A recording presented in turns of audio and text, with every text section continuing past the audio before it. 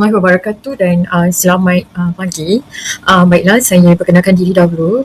Saya Siti Nur Binti Romli, pegawai sains pemakanan, kini bertugas di Klinik Kesihatan Gunung Semanggul. Baiklah, saya akan menyampaikan slide yang pertama, iaitu pemakanan bagi bayi dan kanak-kanak kecil untuk kursus 1000 hari pertama kehidupan. Isi kandungan bagi slide ini ialah untuk makluman semua, pemakanan merupakan salah satu daripada aspek yang penting dalam 1000 hari pertama kehidupan. Okey, dan di dalam TOT manual 1000 hari pertama kehidupan, kita ada beberapa komponen lain yang tak kurang juga pentingnya. Jadi pemakanan ini hanyalah salah satu daripada komponen di dalam modul 1000 hari pertama kehidupan tersebut. Inisiatif 1000 hari pertama kehidupan ini diperkenalkan oleh UNICEF pada tahun 2013. 1000 hari pertama kehidupan bermaksud adalah dari mula kehamilan, maksudnya daripada bayi di dalam kandungan ibu sehinggalah umur bayi mencecah umur 2 tahun. 1000 hari kehidupan ataupun dalam bahasa Inggerisnya dipanggil sebagai 1000 days of life merupakan tempoh yang penting bagi perkembangan dan pertumbuhan seseorang kanak-kanak. Maksudnya di sini 1000 hari pertama kehidupan tu bermula dari kanak-kanak tersebut berada di dalam rahim ibu lagi pada permulaan kehamilan sehinggalah anak tersebut berusia 2 tahun. Baiklah, kita imbas sedikit tentang buku rekod kesihatan bayi dan kanak-kanak, iaitu buku rekod bayi kesihatan bayi dan kanak-kanak 0 hingga 6 tahun. Ianya telah pun dimulakan pada tahun 1980-an dan kita menyaksikan berlaku beberapa perubahan seiring dengan perubahan tempatan, di mana kegunaan buku ini ialah untuk memantau status suntikan imunisasi, pertumbuhan serta perkembangan dan juga masalah kesihatan lain sekiranya ada. So itu adalah function lah ataupun fungsi buku kesihatan, buku rekod dan kesihatan bayi inilah. Okey. Dan bermula 2008, ujian saringan perkembangan khusus pada selang waktu tertentu mula diperkenalkan. Saya kira para nurses yang mendengar hari ini semua dah pun sedia maklum tentang ujian saringan perkembangan ini. Sebagai contoh, pada umur 3 tahun, 3 bulan, apa kebolehan anak ini dan petugas kesihatan akan menanda di dalam buku rekod ini. Okay. Selain daripada kita katakan selain daripada tentang suntikan imunisasi, perkembangan, tak kurang juga pentingnya ialah tentang rekod pemakanan. So yang pertama sekali bermula daripada penyusuan susu ibu. Jadi di dalam buku rekod ini turut diterangkan di muka surat 16 tentang posisi dan pelakapan, cara sendawakan bayi selepas menyusu, bagaimana untuk menyimpan susu perahan bagi ibu-ibu yang terpaksa berjauhan dengan bayi mereka. So semuanya ada lengkap di dalam buku rekod kesihatan bayi dan kanak-kanak juga ya. Okey, dan di dalam buku ini juga terdapat pemakanan bayi dari lahir hingga 6 bulan pada muka surat 18 dan juga pemakanan bayi daripada umur 6 bulan hingga 6 tahun di muka surat 19 berserta dengan tips serta saranan pengambilan makanan harian dan bilangan saja berdasarkan kumpulan makanan turut diadakan di dalam buku rekod kesihatan ini. Okey, kita tengok sedikit tentang penyusuan susu ibu. Kita dekat buku rekod kesihatan ni ada ditampilkan ataupun ada dipaparkan posisi untuk menyusukan bayi. Yang pertama adalah posisi di mana bayi boleh dibaringkan bersama-sama dengan ibu, iaitu posisi dipanggil sebagai berbaring atau lying position, mendukung ataupun kita panggil cradle hold, seperti kita mendukung silang ataupun mendakap. Okey, so kat sini ada gambar, di dalam buku itu juga terdapat gambar lah. Okey, so yang kedua tadi tentang pelekapan, bagaimana bayi itu ingin mula menyusu, jadi pelekapan yang sempurna dan juga pelekapan yang kurang tepatnya. So pelekapan yang sempurna sangatlah penting untuk mengelakkan beberapa masalah payudara yang mungkin akan timbul dan memungkinkan kesukaran penyusuan itu berlaku. Okey, nombor 1, sekiranya pelekapan didapati tidak betul, sebagai contoh di dalam gambar yang sebelah kanan saya ni. Okey, apabila mulut bayi tidak terbuka luas dan kita akan dapati bayi tersebut hanya menghisap di bahagian puting sahaja. Dan apabila keadaan ini berlaku, masalah puting seperti puting luka akan mula terjadi dan menyukarkan keadaan penyusuan later on untuk bayi itulah. Okey.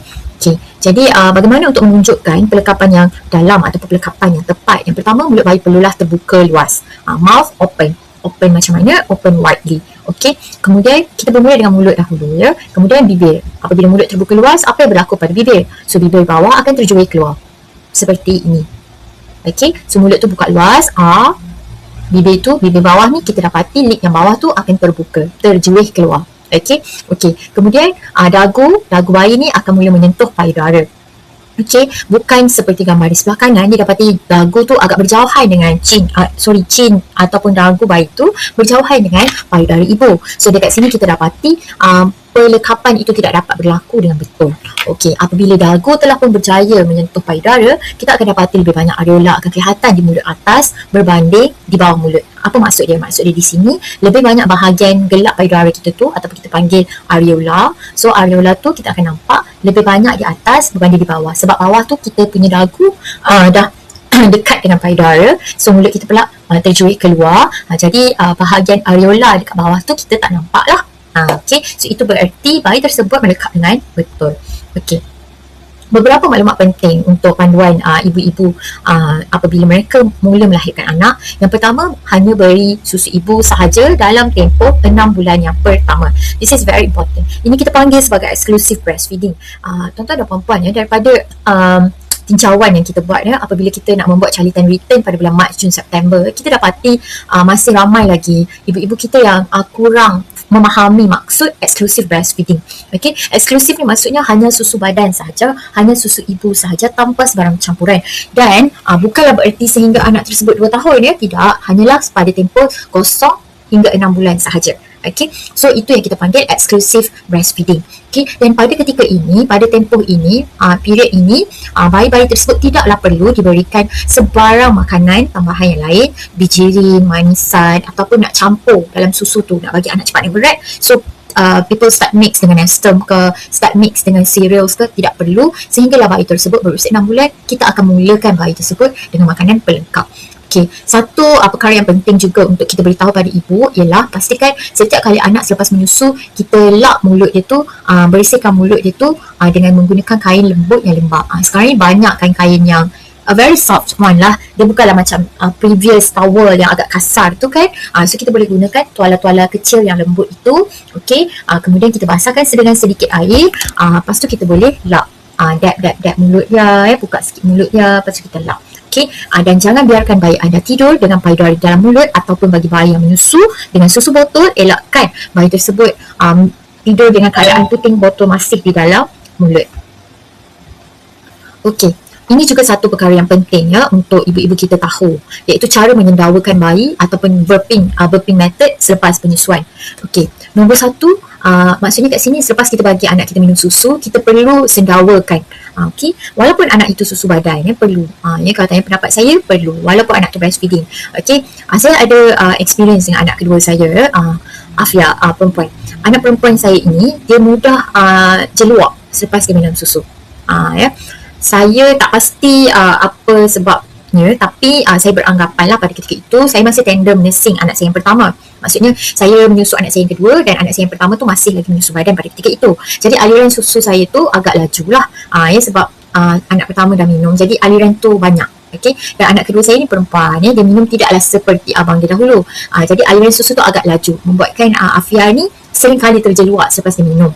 Saya selalu menyaksikannya lah, kadang-kadang tu sampai dia macam banyak sangat dia keluar.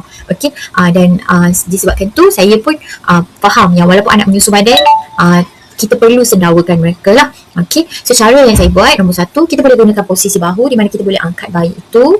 Okey, kemudian chin tu kita dongakkan sikit di atas tulang bahu kita ni lah. Okey, lepas tu kita ampu bayi tu di bahagian punggung dia, tangan kanan kita ataupun tangan dominan puan-puan boleh mula untuk mengusap perlahan belakang dia. Bukan tepuk ya. Jadikan tangan seperti yang saya tunjuk dekat gambar ya. Jadikan tangan seperti melengkuk macam kita nak buat C terbalik begini ya. Macam ni kan, so kita nak buat melengkuk macam ni. So ini adalah position yang sesuai untuk kita sendawakan bayi ya. Okey, position ini juga adalah position yang digunakan oleh fisioterapis kan, kalau nak membuat method untuk mengeluarkan kahak kan. Ya. So kita buat method yang sama lah. Okey, menggunakan tangan yang sama, dan kita boleh tepuk perlahan sehinggalah bayi tersebut sendawa. Okey, bottle feeding sangat penting, sangat perlu untuk buat penyendawaan ini bagi mengelakkan bayi tersebut bagi aliran susu tu takut dia tersimpan, ada susu yang tersimpan di dalam mulutnya lah. Ya, apabila ada tersimpan tu, lepas tu katalah dia terus tidur kan, itu yang merisikokan anak ni untuk mendapat masalah tersedak susu. Ya. Okey, ataupun kita boleh gunakan posisi tangan. Dudukkan bayi macam kita letak atas riba tu. Okey, dudukkan dia L position 90 degrees. Okey, tangan kita sebelah kita akan pegang di ketiak bayi, satu lagi tangan buat posisi yang sama seperti yang saya kata nak mengeluarkan kahak kan. Okey, so kita ulang step yang sama, kita burpkan di belakang, kita tepuk perlahan di belakang dia lah. Okey, sampai dia sendawa. Okey, ataupun posisi river, lying down the baby dekat kita punya lutut ni, kita boleh letakkan dia punya dada lah. Kita boleh sandarkan macam tu. Sama, satu tangan kita ampuk ketiak dia dan satu tangan kita usap perlahan sambil kita menepuk perlahan. Okey, kami unit pemakanan turut mengedarkan pamflet tentang penyusuan susu ibu ini, di mana dalam pamflet ni ada lengkaplah cara menyimpan susu ibu perahan. Okey, so dalam suhu bilik tanpa aircon. Maksudnya kalau orang tu perah susu tanpa aircon, suhu bilik biasa boleh tahan susu tu 4 jam tanpa perlu letak dalam ice bag ataupun letak dalam kotak ais dan sebagainya. Okey, sekiranya bilik itu ber-aircon, ada hawa dingin, okey, yang itu 8 jam. Juga tidak perlu letak di dalam bag cooler atau sebagainya. Contoh dia pergi kerja, dia lupa nak bawa cooler bag tapi office dia ada aircon, so boleh tahanlah selama 8 jam. Okey, bawa balik susu, nak simpan dalam peti sejuk. Kalau peti sejuk rak atas, suhu 2 ke 4 degree C, boleh tahan untuk lebih kurang 8 hari lah, 7 hari macam tu, seminggu. Okey, kalau dia letak satu pintu dia letak dekat bahagian chiller. Okey, kalau dia letak kat bahagian beku, boleh tahan 2 minggu. Ini we are talking about peti sejuk satu pintu. Peti sejuk biasa satu pintu. Okey, kalau rumah ibu tu ada peti sejuk 2 pintu, pintu nak ke chiller tak sama dengan pintu nak ke ruang beku, freezer. Jadi yang itu dia punya tempoh masa penyimpanan susu perahan adalah lebih panjang. Okey, so untuk peti sejuk 2 pintu, di dalam bubuh ke atas tu, yang saya kata pintu kecil ke atas tu, boleh tahan 3 bulan. Okey, namun sekiranya ibu dah bawa turun, susu beku tadi dah bawa turun, pergi ke ruangan bawah, ruangan chiller, susu tersebut hanya bertahan 24 jam sahaja dan dia tak boleh naik atas balik. Okey, saya ulang. Susu ibu yang telah turun daripada ruangan freezer ke ruangan chiller tak boleh dibekukan semula setelah dicairkan. Okey, jadi ibu ni perlu buat pengiraan sedikit lah ya. So sekiranya dia ingin menggunakan stok susu beku dia, apa yang dia perlu buat?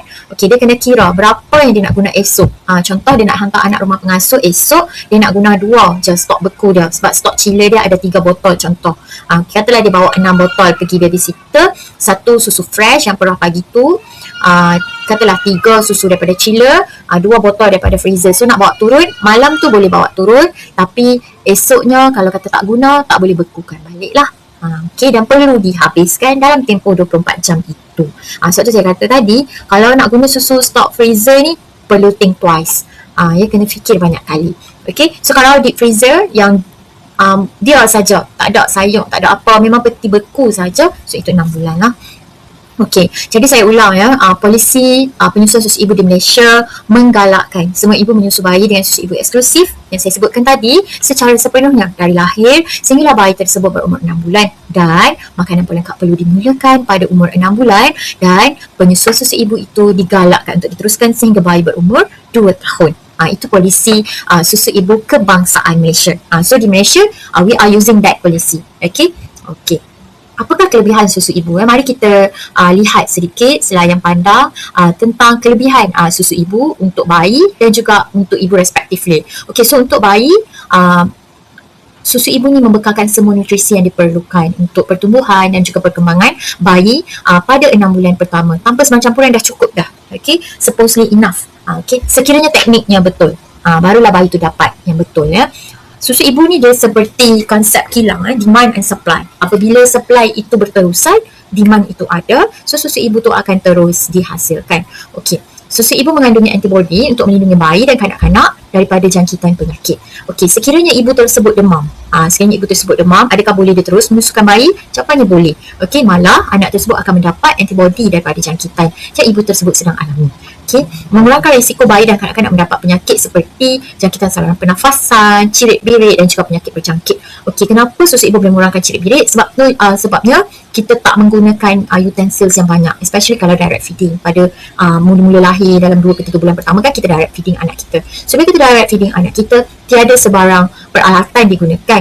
Jadi dapat mengurangkan risiko cirit-birit. Satu. Nombor 2, apabila penggunaan susu formula yang terlalu awal, berkemungkinan anak tersebut boleh jadi tak serasi dengan beberapa jenis susu sementara nak menemui susu yang sesuai dengan usus mereka, kerana usus mereka belum lagi matang sepenuhnya. Ada baby yang mudah susu A terus okey, ada baby yang akan jadi cirit-birit, ada yang jadi sembelit, ada yang jadi kembung perut dan sebagainya. Okey, membantu pembentukan pertumbuhan rahang, gigi dan juga pertuturan. Sebab apabila anak tersebut menyusu dengan susu ibu, anak tersebut perlu membuka mulut dengan luas dan hisapan itu membuatkan pergerakan oral, pergerakan rahang dia akan lebih baik. Sebab tu dia akan buka, so dia akan ada oral motor stimulation di sini dan boleh membantu anak tersebut bercakap apabila mereka besar nanti.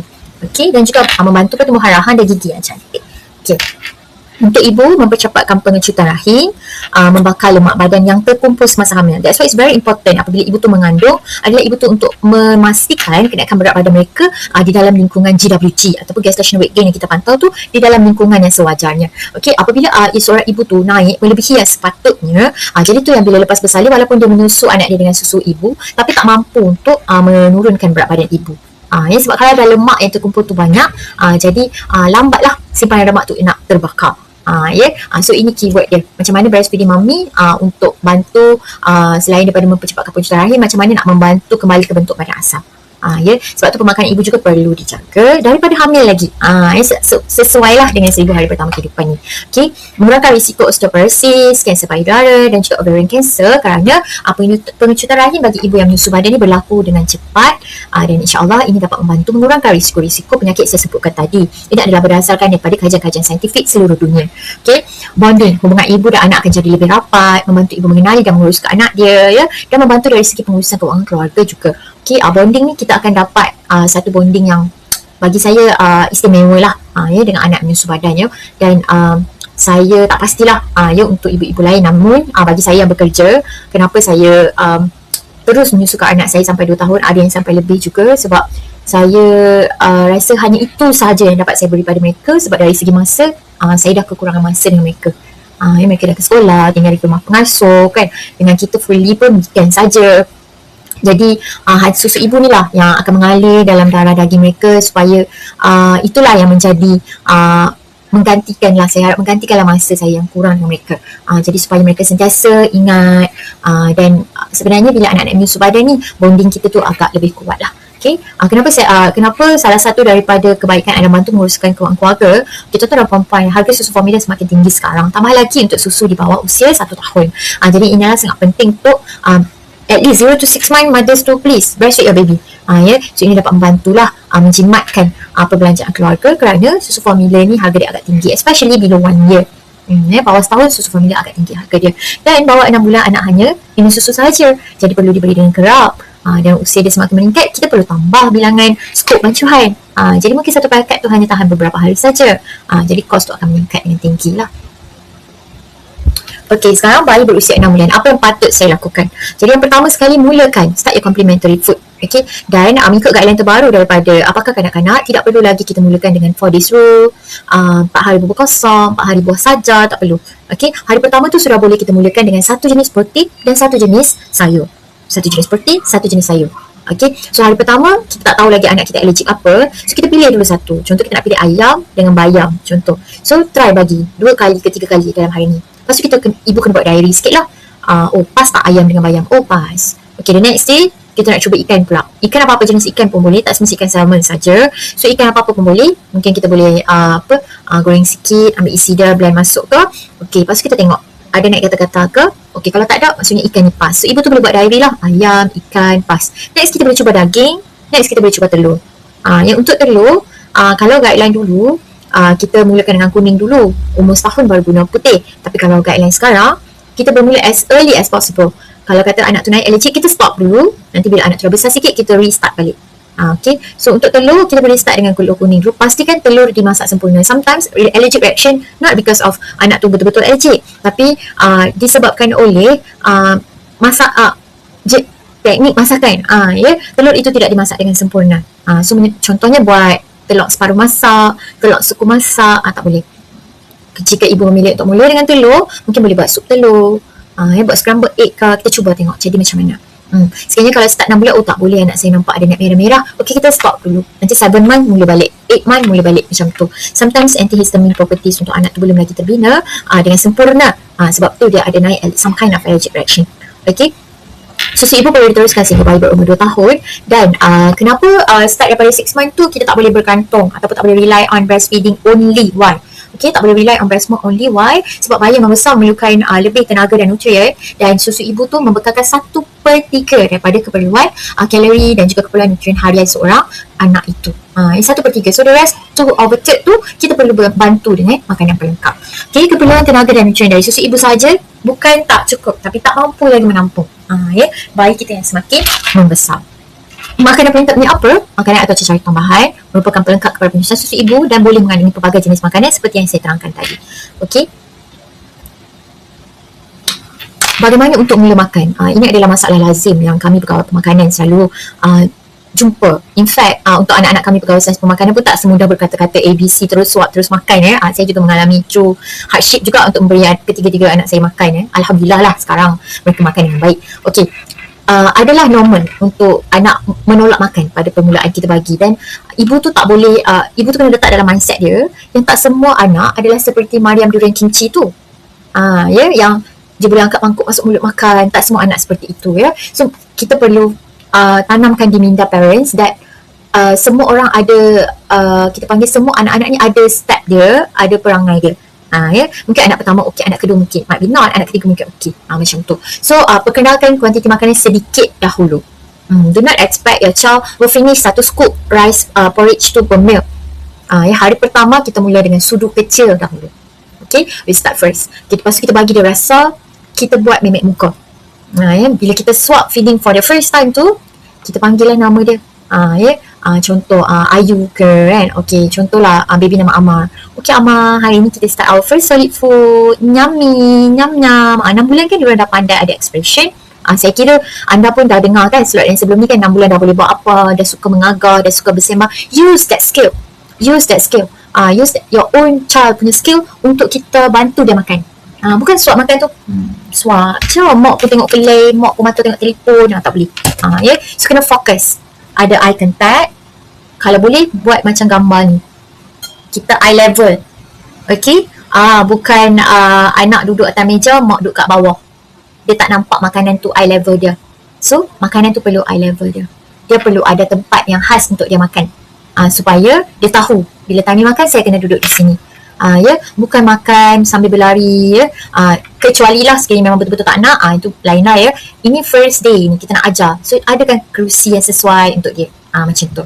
Okay, so apa yang perlu kita berikan kepada anak kita? Sediakan makanan daripada pelbagai jenis makanan dan jadikan waktu makan anak itu lebih menarik. Macam saya cakap lah, kita kena ada interaction dengan anak tu dan bantu anak untuk makan dan mengenali makanan. Anak akan mula merasa seronok untuk makan. So bila kita nak bagi contoh, okay baby, hari ni mami nak bagi carrot, memanglah anak tu tak boleh cakap lagi, tapi kita bagi tahu dia, yummy, manis, sedap. So use your kind of expression, facial expression, ada eye level, ada eye contact dengan anak, dan pastikan anak tu ada tempat yang khas untuk dia makan. Okay, so ini adalah piramid makanan Malaysia 2020 yang terbaru. Cuma dalam guideline ini kita nak beritahu yang anak itu perlu diberikan pelbagai makanan. Bukan kata nak kena bagi sayur dan buah yang banyak. Bukan macam tu not as simple as that.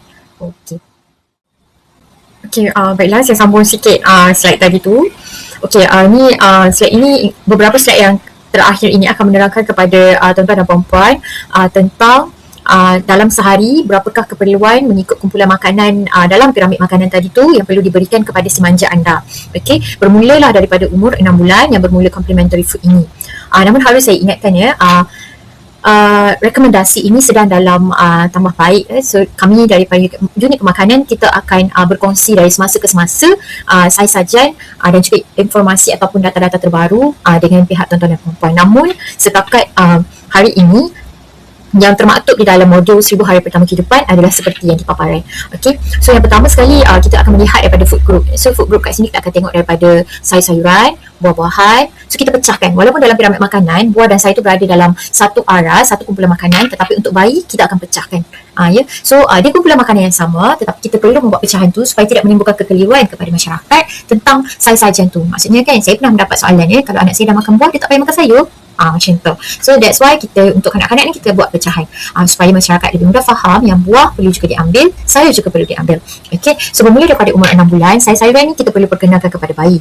Okay, terdapat pelbagai jenis sayur, pelbagai warna, dan ianya tidak terhad kepada sayur sawi atau bayam saja. Sebab kebanyakan respon yang kita terima adalah anak tersebut akan membesar dengan perasaan benci dengan sayur hijau.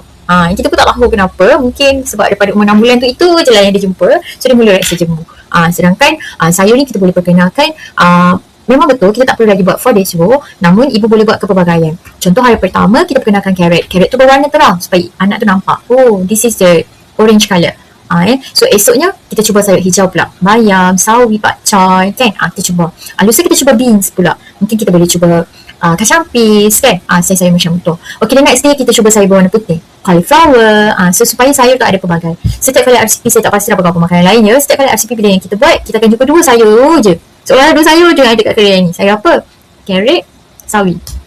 2 ni je. So bila anak tu meningkat usia toddler dan dia dah mula memilih, so dia akan tak nak lah. Sebab daripada kecil hanya 2 sayur saja yang diperkenalkan oleh ibu ya. So mesej saya kat sini kita cuba pelbagai. Okey. So sayur ni daripada 6 bulan tu tak payah pun banyak-banyak perempuan. So tak perlu pun sampai ibu tu nak rebus satu pokok sayur tu. Kan macam kalau beli sayur pakcoy tu kan, dia ada helaian dia. So satu pokok tu ada dalam 4 ke 5 lah, 4 to 5. Tak perlulah sampai 3 tangkai tu masuk. It will be too much sedangkan keperluan dia untuk satu mangkuk dia hanyalah satu sudu makan saja.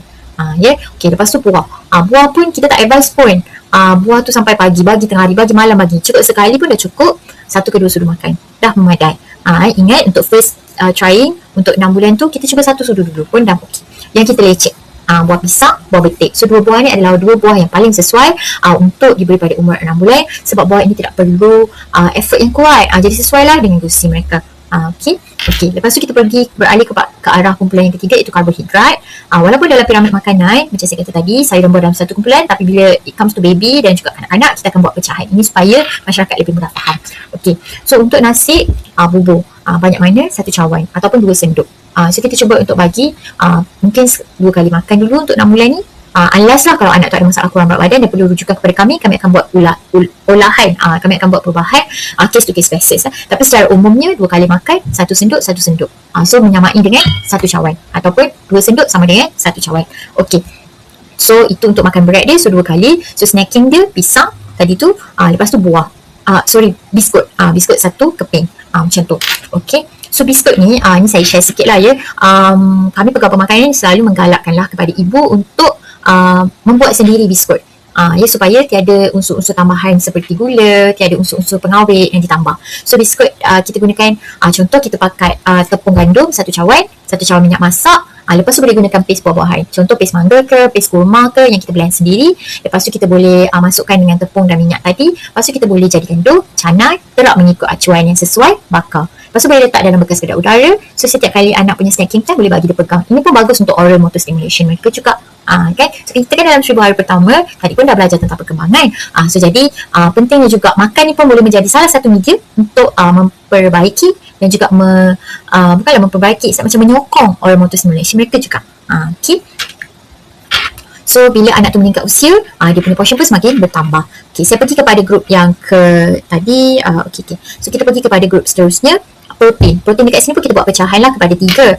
Okay, 4. Kita pecah kepada 4, 1 ayam, ayam dan daging. Nombor 2 telur. Nombor 3 ikan. Nombor 4 legumes. Legumes ni kacang. Saya harap staf kesihatan semua dah tahu legumes is nuts, kacang. Okay. So kita patah balik tadi. Okay, yang pertama tadi adalah poultry, ayam dan daging.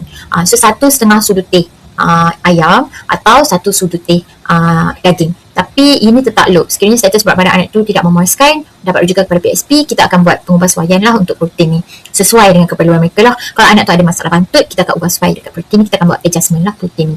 Okay, 1 sudu teh mashed meat. Okay, untuk sekali makan contoh, waktu pagi tu ibu dia nak bagi nasi ayam dengan bayam. Okay, so ni kira dia lapas lah, ayam bayam tu dah lapas dah. Okay, lepas tu dia boleh bagi ikan untuk sebelah petang pula. Macam itulah maksud saya. Tapi kalau katalah hari tu dia nak bagi satu jenis protein saja, so dia boleh doublekan lah.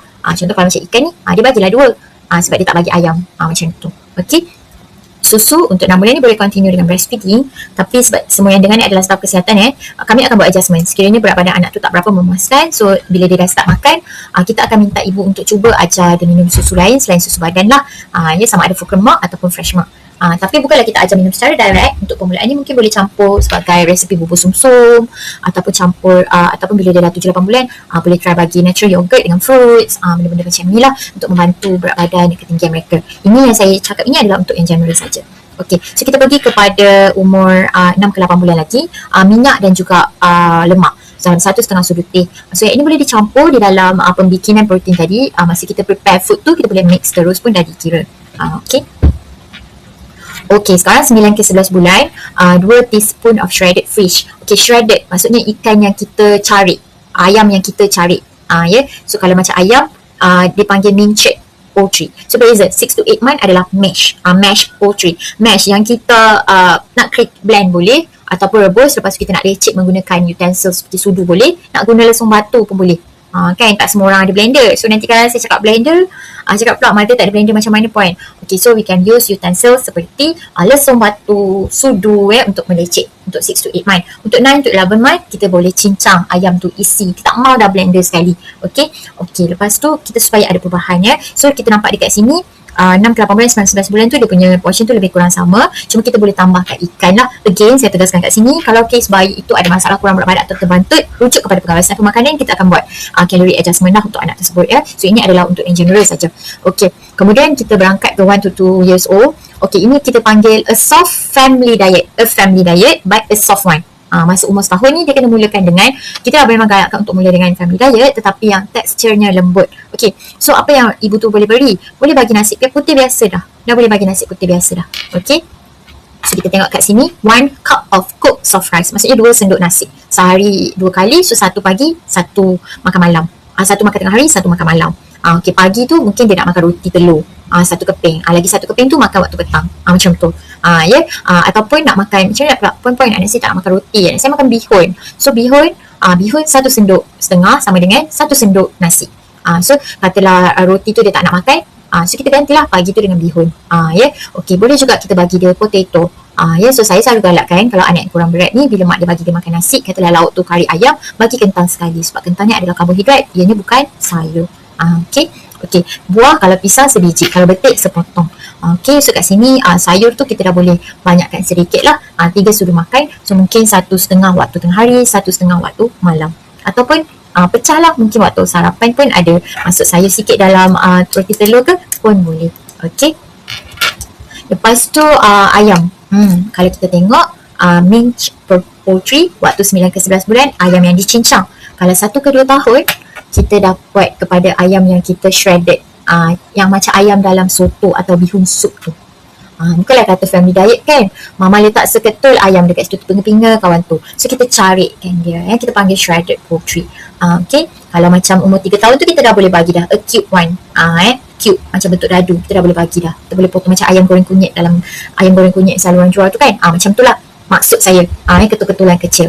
Okay, so kita nampak ada peralihan. Ini dapat bantu orang motor dia. Tak nak daripada umur 6 bulan masih makan bubur yang sama sampai umur 1 tahun. So apa berlaku? Anak tersebut boleh lambat bercakap juga sebab rahang dia tidak dirangsang untuk mengunyah. Ini pun sangat penting untuk perkembangan. Okay, so inilah bagaimana makanan dapat dikaitkan dengan perkembangan. Okay, so 6 ke 8 bulan kita mulakan dengan kisar, lenyek, lecek. Lepas tu 9 ke 11 bulan kita upgrade sikit kepada cincang, tapi cincang halus. 1 ke 2 tahun kita upgrade lagi kepada carik. 3 tahun cube. Macam tu peralihan untuk poultry tadi. Kalau nasi pula, mula-mula kita boleh gunakan bubur yang blend, tekstur dia purit. Okey, lepas tu 9 ke 11 bulan adalah kita panggil, orang suka panggil nasi lembek lah, ataupun bubur pekat. Kadang saya sebut bubur pekat, orang public tak faham bubur pekat, memang bahasa kami bubur pekat, tapi saya selalu akan gunakan nasi lembek lah. Maksudnya kat macam mana, teksturnya seperti bubur lambuk bulan puasa. Kita nampak biji-biji nasi dia, tapi ianya bubur. itu adalah taxi sesuai untuk 9 to 11 month. Maksudnya kalau ibu tu tak nak bubur tu tidak perlu masuk blender lagi. Nampak biji-biji nasi, ianya fully cook, dah cukup dah. So kita kena ubah tekstur dengan cepat. Kalau tidak anak akan jadi malas makan. Ya, sebab yang sama saja daripada 6 bulan. Okay, so 1 to 2 years, 1 cup of cooked soft rice. Kalau 3 tahun dia tak sebut dah soft rice. So boleh makan nasi biryani pun boleh makan dah. Okay, but 1 to 2 year, 1 year especially, focus on a cooked soft rice. Nasi yang kita masak lembut. Baru-baru masak tu, mama ambil cepat-cepat, basahkan dengan kuah. Kuah sup ke, kuah masak lemak putih ke, supaya anak nasi tu masih nampak starchy lagi. Lepas tu kita suap pada anak. So selalunya teknik-teknik ni kami pegawai pemakanan akan ajar dengan lebih details lah kepada patient apabila klien tersebut dirujuk kepada kami lah. Kita akan ajar sampai up to the extent. Kita akan bagi tahu masak berapa minit dalam periuk. Okay, once your rice is cooked, bila you nak cedok? Kenapa? Kena buat apa? Cepat-cepat tu kena buat apa? Kalau 11 bulan tu nak start dah bagi nasi yang panas-panas tu pun dah boleh dah. Guna sudu lecet sikit. Dia akan macam nasi lembek lah. Okay.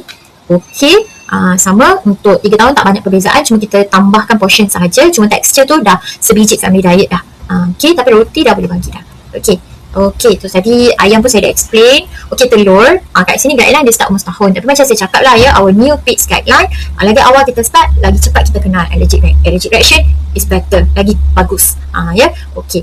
So kalau umur 3 tahun, dia dah boleh makan 1/4 lah telur tu dalam suku. Tapi again ya, saya ulang sekali lagi, untuk anak yang ada kurang berat badan, bantut, refer kepada kami. Kami akan buat adjustment in terms of protein dan juga calorie adjustment lah.